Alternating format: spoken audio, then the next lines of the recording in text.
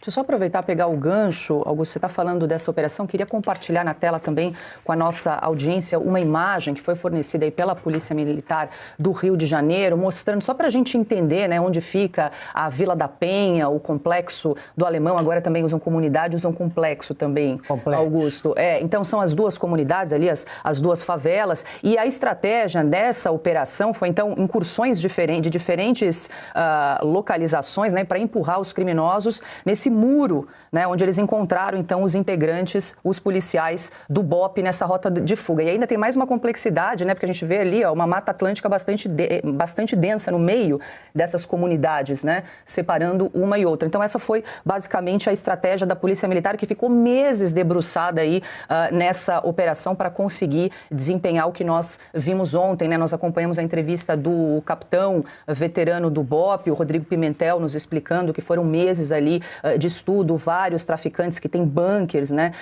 clandestinos subterrâneos, com guarda-costas, com todo um aparato, bom, mais de 90 fuzis que foram apreendidos, também todas essas rotas de fuga na Mata Atlântica, o que dificulta também a operação, e eles fizeram, então, desenharam essa estratégia e compartilharam essa estratégia ainda do que foi essa operação de ontem, Piotr. Paulo, desculpe, só para completar, porque aqui no nosso chat estão dizendo, não, e hoje? E hoje? Hoje piorou. Hoje piorou. Sim. Em relação ao Rio que eu vi, onde eu vivi pela última vez na primeira década do século aqui. E piorou por quê? Porque nos governos do PT não há nenhum combate ao crime. Sim. Zero. Não há nenhum. O que eles fizeram? A situação piorou. As fronteiras não são zonas de exclusão. Todos os morros do Rio são zonas de exclusão. O Lula sobe, vai a um morro desses controlado por esse tipo de facção. Grupo criminoso mesmo.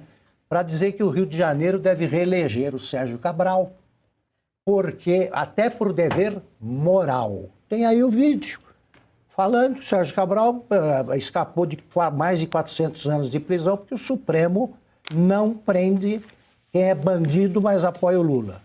Morei no Rio 2 vezes, entre 1968 e 71, era estudante, e entre 2002 a 2006, uma coisa dessa. Peguei duas cidades completamente diferentes. Quando eu cheguei, morei lá pela primeira vez, cansava de ouvir como é que você consegue viver em São Paulo, tal. Quando eu morei pela segunda, eu ouvia o contrário. O que você vem fazer no Rio? Dito por cariocas. O Rio está completamente à deriva em matéria de segurança. Completamente à deriva. Os morros são zonas de exclusão. Pertence ao Brasil no mapa, mas a presença do Estado não existe. É como nas fronteiras. Nas fronteiras, se você retirar o exército, pequenas tropas, né, em pequeno número, o exército não tem presença do Estado. Nos morros, você não tem também, não há. Eles estão sob o domínio, os moradores honestos ali, que são a maioria, estão sob o domínio de grupos criminosos que têm o tamanho dos cartéis colombianos. Não são brincadeira. O Lula tem todos os motivos para ficar do lado dos bandidos. É o que ele é. É o que ele é. O Lewandowski só defendeu o bandido enquanto foi ministro do Supremo. Ele fez isso, por exemplo, no julgamento do Mensalão. Ele era o que fazia o papel de antagonista lá do relator. Ele era o revisor, ministro revisor. Disse que não tinha tido acesso ao processo, estava com o relatório dele já pronto. É mentiroso. Claro que a Polícia Federal sabia. Foi consultada, como disse o superintendente, que ele sim deveria ter avisado ao Lewandowski e avisou. Claro que sim, nós não somos bobos, não merecemos o tratamento de bobos, são um bando de mentirosos. Foi pedido, eles pediram os tanques, aí a Marinha. Quem tem que avisar o colega ministro da Justiça? E certamente avisou. O ministro da Marinha. O Lewandowski fez aquele papelão já ao assumir o cargo, quando ele ficou perseguindo 2 bandidos lá como um idiota que ele é. Lá e os bandidos passearam pelo norte, ali com um ministro atrás fazendo o papel do inspetor Clouseau, aquele personagem lá do Peter Sellers, né, que era um bobo, mas aquele era engraçado. E esse é só uma figura penosa. Agora, como a imprensa, como veremos aí, né, a imprensa, o Supremo e o governo estão do lado dos bandidos, estão do lado errado, estão cobrando o governador por uma ofensiva de verdade e, felizmente, o maior número de mortos, e a contagem de mortos é muito maior entre bandidos, e é assim mesmo. Eles tinham drones.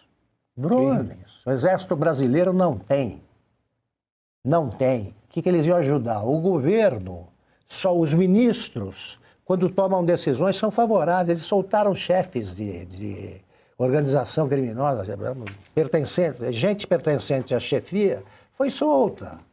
E são tratados com brandura pelo governo, que não reconhece que são grupos terroristas. Olha o armamento que eles têm. Eles não fazem raciocínio de longo prazo, é como fez o nosso entrevistado ontem. Sim. E disse, olha, vai acabar. Um dia acaba a guerra entre a guerra provocada pela Rússia com a invasão da Ucrânia, vai ter aí armamento de sobra. Quem é que vai se apossar disso? Os terroristas e grupos criminosos. Certamente. O Lula está preocupado, e o governo, os ministros dele, porque é uma operação que deu certo. Agora, e os jornais vêm nessa, assim, como é que é? A mais letal, né, operação policial. A mais letal, a mais vigorosa, correta. Os caras esperavam a polícia ou melhor, foram surpreendidos vários, com um armamento de exército, um armamento que permite a essas organizações enfrentarem uma guerra com países pequenos. E olha, vai ser um passeio. Então, diante disso, em vez de eles se alarmarem, eles estão preocupados com os eleitores, né? Lula nunca perdeu uma eleição em presídio. Nunca. Ali é quase 100% em urna de presídio.